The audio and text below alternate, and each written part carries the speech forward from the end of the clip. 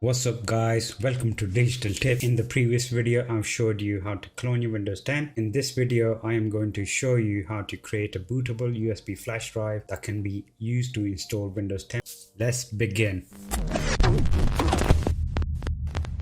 For this process you would need working internet connection, enough storage available on your pen drive, minimum of 8 GB free space is recommended for both 32-bit or 64-bit systems. It is recommended to use a blank USB because any data on it will be deleted. Open your favorite browser. Go to google.com, type in Windows Media Creation Tool.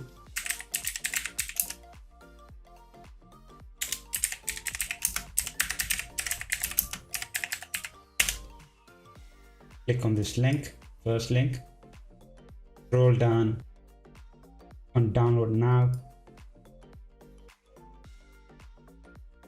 I have Media Creation Tool on my desktop. Double click to open. Choose yes. Accept the license terms of the Media Creation Tool.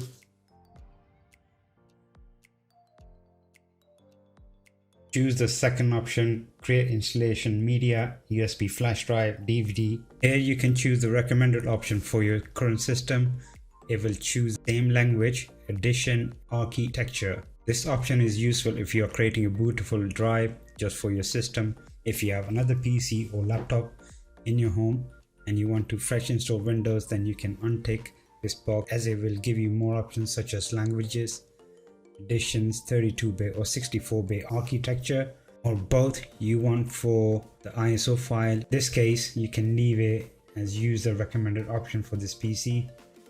Click next, select the USB flash drive.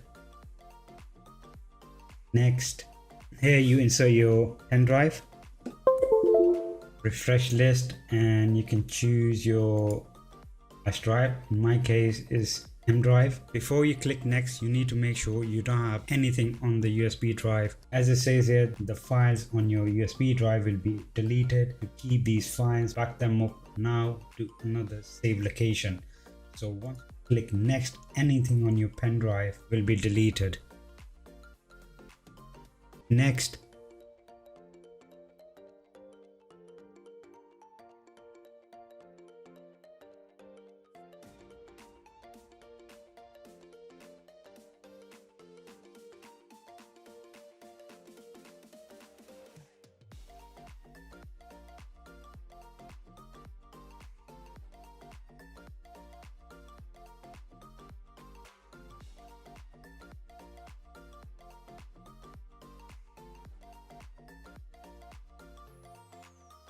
alright guys, the process is about to complete.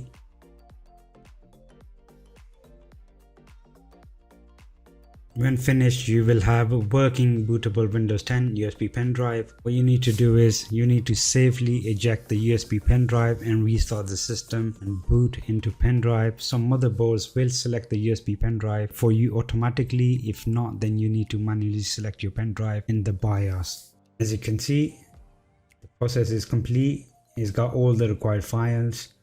You need to close the program, finish. Thank you for watching the video. Don't forget to like, share and subscribe, and also hit the bell icon to get the notification when I upload my new video. See you guys later.